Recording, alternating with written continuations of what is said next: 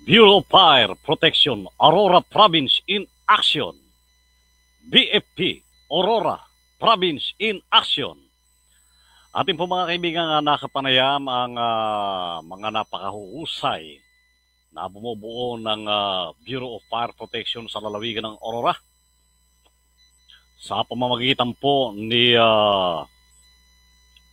Fire Marshal Fire Superintendent Maria Lea A. Sajiri, ating pong nakapanayam at nakasama ang guro ng kanilang patutuntunan sa radyo.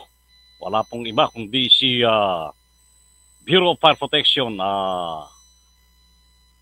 Fire Officer 2 Jo Marie S. Pecasio, ang Provincial Chief ng Public Information Unit of PIU ng Aurora Province. Sir, mapagpalang morning. Kumusta na kayo? Ilang po sir, mapagpalang umaga din po at sa ating po mga tagapakinig at sumusubaybay sa Pinoy Rapido Teleradyo. Sir, kumusta sir ang Bureau of Fire ng probinsya ng Aurora?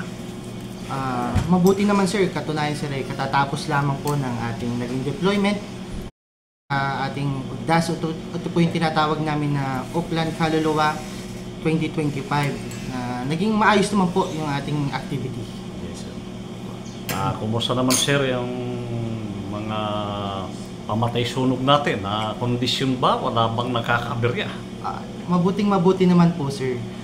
Sa katunayan nga po sir, katatapos lamang po nung aming sinagawang parang refresher course po ito na ginawa po sa Maria Fire Station sa pangunguna po ng kanilang OIC Municipal Fire Marshal SFO3 Dexter G. Reyes sir, na kung saan po ay sinubok po yung pong kahandaan ng ating mga bombero.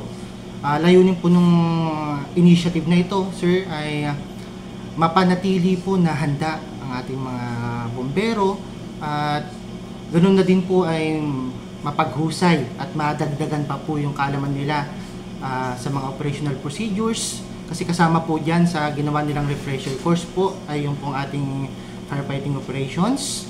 Dyan din po yung ating standard first aid and basic life support. Yan. Okay sir, ilan ang sasakyan pamatay sunog ng lalawigan ng Aurora doon sa probinsya at sa bawat bayan? Opo. Sa provincial office po sir ay wala po kaming fire truck, pero sa station po natin sir, meron po tayong a total of in-serviceable po natin fire truck ay 13, tapos meron po kasi tayong mga unserviceable na fire trucks which is 5. So, doon po sa mga fire station po natin ay kung makikita nyo po, mga bago na po yung ating mga fire trucks. So, meron na po silang tigi-isa. Ito po yung tatawag namin na 911 Isuzu fire truck na nasa good running condition naman po, sir. May tinagapagod tayong tanong dito, sir. Pwede rin bang makita through video nyo na maipakita natin yung ating mga fire trucks, yung mga pamatay sunog natin? Ayan, ikakabit natin dito sa ating palatuntunan kung pahintulutan tayo ng may kapal na magiging regular ang BFP Aurora Province in Action ay lahat ng mga videos ng inyong sasakyan at mga pumapatay ng sunog, pati yung driver ay maipapakita natin. Mukhang napakaganda at makapagbibigay ng influensya sa ating mga kababayan na patuloy silang mag-ingat sa sunog. Opo, lagi naman po may nakaprepare dyan na mga video ang ating po mga municipal PIS. So, pwede po namin ibigay kung kinakailangan po, sir. So, pumapatak sir ng ilang sasakyan pamatay sunog bawat isang station ninyo? Bali po sir, sa ngayon, meron po tayong almost dalawa po na fire truck. Dito lang po tayo sa Baler, nagkaroon po ng maraming fire truck, which is meron po silang 4 po na fire truck. So yung isa po dun ay bigay po ng LGU Baler.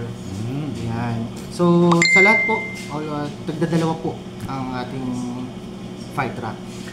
Sa isang fire truck daw sir ay ilan ang tauhan nito? Usually po sir, sa aming pong operational procedure And doon po sa binabang memorandum sa amin, dapat po ay at least 5 to 7 personnel. Opo, kasama na po dyan yung DPO and yung pong kanyang fire truck crew. Okay, may tinanggap tayong tanong dito. Napakaganda raw pagmasdan ng mga driver niyong babae. May babae palaking driver sir, ano? Talagang bukod sa maganda na maganda pang mag-drive. Ito raw bang mga driver niyong babae nito nagpapatay din ng sunog o sila ay driver lang o paano ba silang kanilang function? Opo. Yan po ay nakadepende po sa kanilang designation po. Pag sila po ay designated as DPO lang po, yung driver pump operator, so driver lang po sila. Meron din po tayong mga babae po na rumoresponde po tumahawak po ng ating mga nozzles. Opo. Sila po yung mga kasama natin sa firefighting operations. May tinanggap tayong comment sir, ang pogi niyo pala sa personal. Pagka doon napapakinggan kayo sa radyo ay akala nila hindi kayo gwapong-gwapo. Akala nila medyo malambot yung pala matigas na matigas sir. Salamat po. Salamat. Sir, merong mga katanungan na ibinigay sa atin ng Pinoy Rapido ay pwede nyo na sir yan na isa-isahin. Opo. Ngayon po sa mga pinagkakabalahan po ng ating mga kabomberohan dito sa BFP Aurora, siyempre unang-una po yung pagpapaigting po natin ng ating fire prevention campaign o yung mga programs po. Unang-una na po dyan sir yung pong ating mga inspection po ng ating business or establishments, buildings, para po masiguro na sila po ay nakakasunod sa ating pong fire code. Nandyan na rin po, yung katulad po ng sinabi ko kanina, meron po tayong mga ginagawa po na operational readiness kung saan nga po ay sinusubukan po yung kahandaan ng ating mga bombero. At the same time po, nare-refresh po yung kanilang knowledge sa mga different operations po. Nandiyan na nga po yung sa ating mga emergencies and the operations po or response natin sa mga sakuna or kalamidad. Siyempre po, kasama po natin o katuwang po natin ang ating municipal DRRMO office na tuwing po nagkikater po sila ng mga trainings like po ng ICS, yung pong Ardena, and yung ating pong standard first aid and basic life support ay nagpapadala po tayo ng ating mga personnel po para mag-participate po sa mga ganitong training. And may dagdag ko na rin po Sir Romel, katunayan nga po niyan, sa ngayon po is almost 100% na po ng total strength po ng BFP Aurora ay may training na po ng standard first aid and BLS or yung pong ating tawag na basic life support. Wow.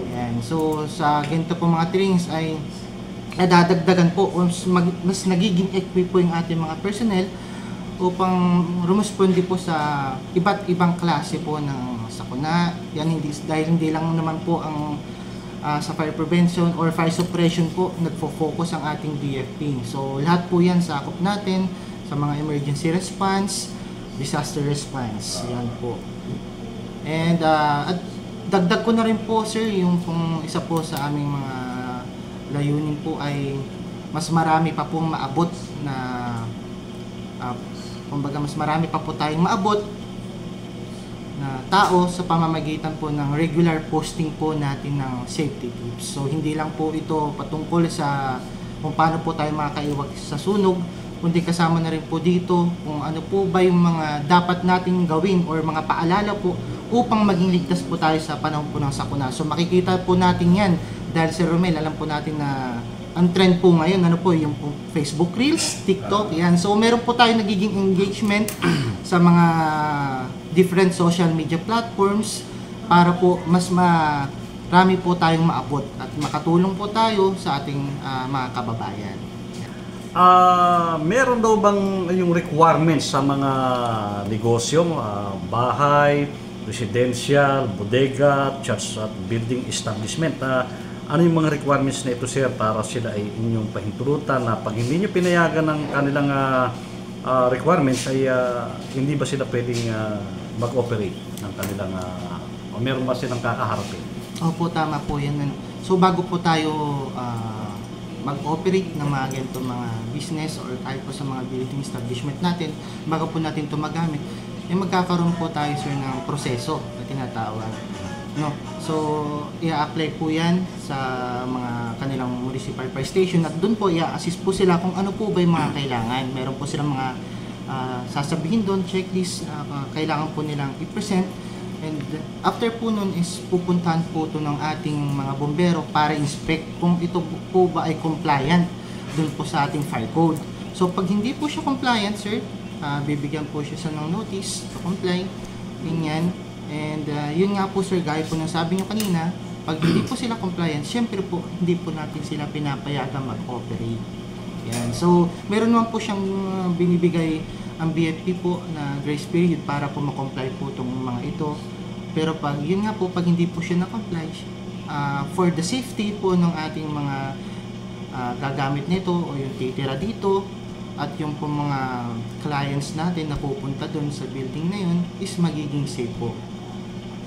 Okay, sir. Akala ko, sir, ay konti lang pag-uusapan natin dito sa Bureau of Fire in Action ng Aurora Province, pero marami na tayong tinatanggap na tanong. No? Meron daw ba kayong pabarangay training? Paano daw, sir, ito sa pamatay sunog? Meron ba, sir? Opo, meron po tayo. Actually po, meron nga po tayong barangay ugnayan po. Tapos, meron po tayong tinatawag po na fire brigade. Or ito yung mga auxiliary group po natin. So, nagkakaroon po tayo, sir, ng mga pa-trainings dito po sa ating mga responders na to sa barangay. Para sa ganun po ay sila po yung nagiging katulong natin. Kasi po meron po tayo dito mga barangay na malayo po sa fire station. So, para po hindi na po lumaki yung sunog pa at pagdating po dun ng bombero, kasi medyo malayo po, kung alam niyo naman po, kung sa Aurora malalayo po talaga at sa ngayon po ay wala pa pong substation, sa Dinadyawan pa lang po tayo may substation. So, sila po ay tinitrain namin, nang sa ganun po ay sila po yung magiging first responder po sa kanila pong barangay. Ilang araw naman daw, sir, yung training? Ilang linggo? Na depende po yan, sir, sa municipal fire station, sir. Minsan, sir, 5 days, mga ganyan. Meron na po kasi tayong mga train, minsan po refresher course na lang.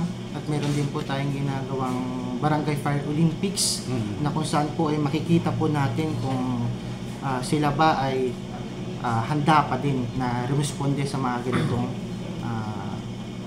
sakuna po. Naku, pati ito tinanong eh.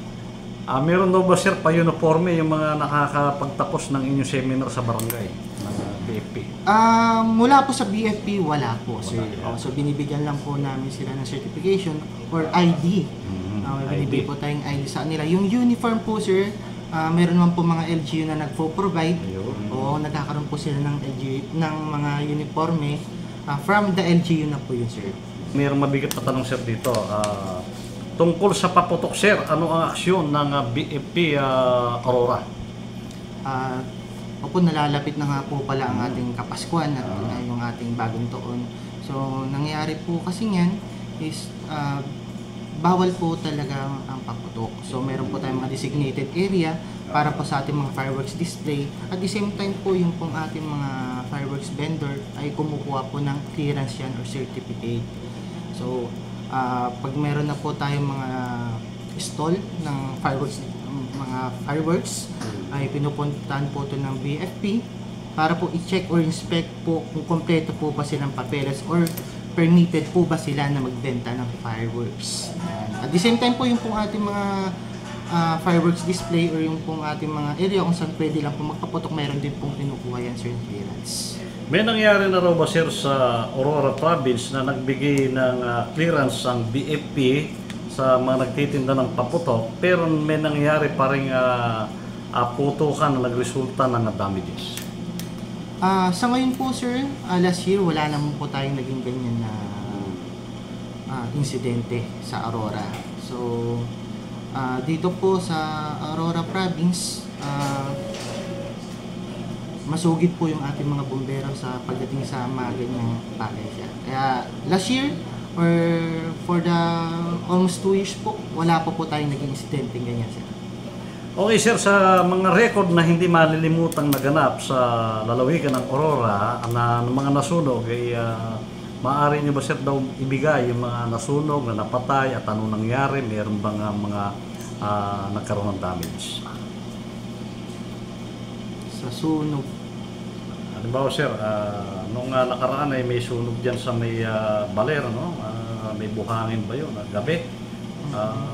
Maaari daw ba, sir, kayong magbigay ng kwento ng mga inyong narespondihang sunog? na naganap sa Baler o sa lalawigan ng Aurora.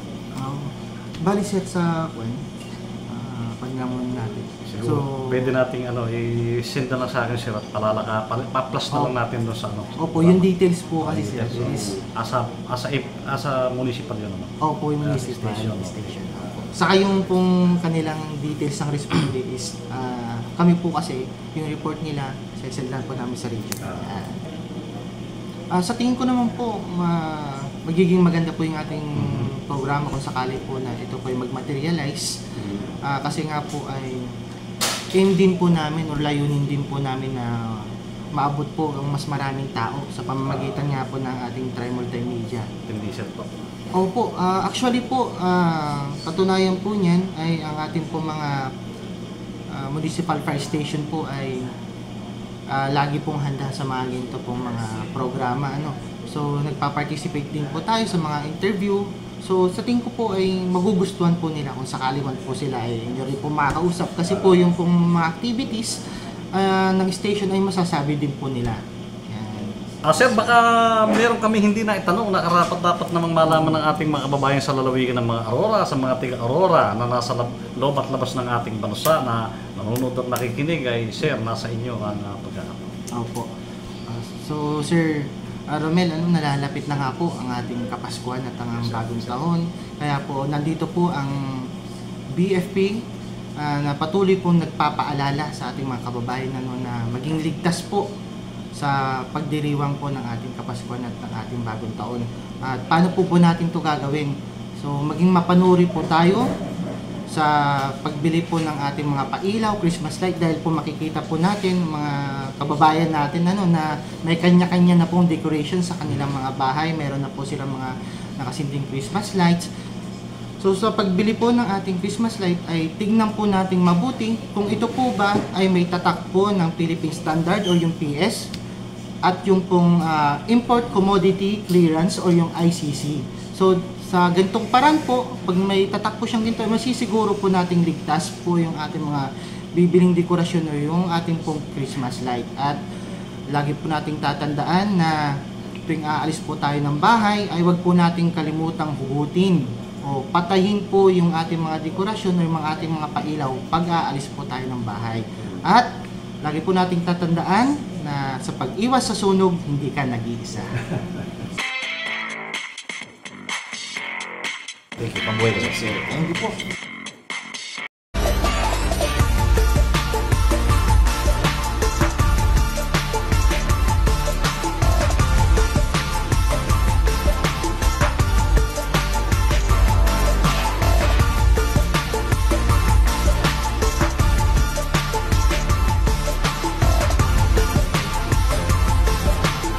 At yan po mga kaibigan, ang napakahusay, napakagwapo at pinagpipitagan natin kaibigan sa Bureau of Fire, lalawigan ng Aurora, ang kanilang Public Information Unit, si Fire Officer 2, Jomari S. Pecasio. At yan na naman po ang isang namang edisyon ng ating Pinoy Rapido Radio Diaryo. Abangan muli ang mga susunod pang episode ng Bureau of Fire Protection Aurora Province in Action. Dito lamang sa Pinoy Rapido Teleradio Diaryo ng Bayan. Sa ngalan pa rin po ng ating mga nakasama sa lalawigan ng Aurora, Larry Mercado, Teleradio Patrol number 11, Henry Mendoza. Ito pa rin po ang inyong kaibigang kasanggasalatang oras sa mabuting bagay, Romel Roque.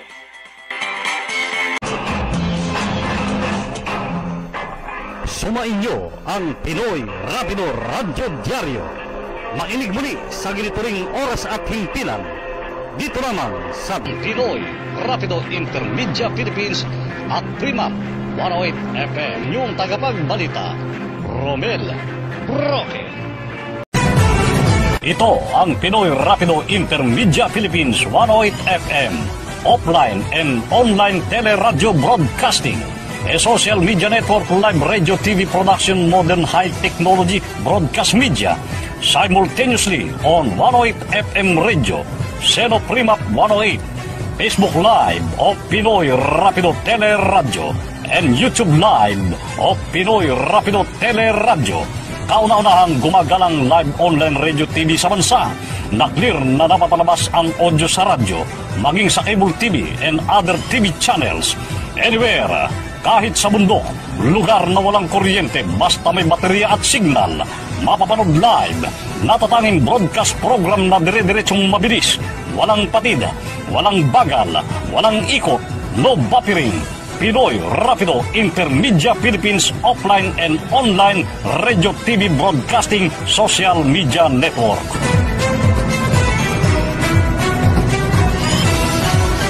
This is Pinoy Rapido Intermedia Philippines 108 FM, a non-commercial radio broadcast with 7 watts, broadcasting from Barangay Barrera, Cabanatuan City.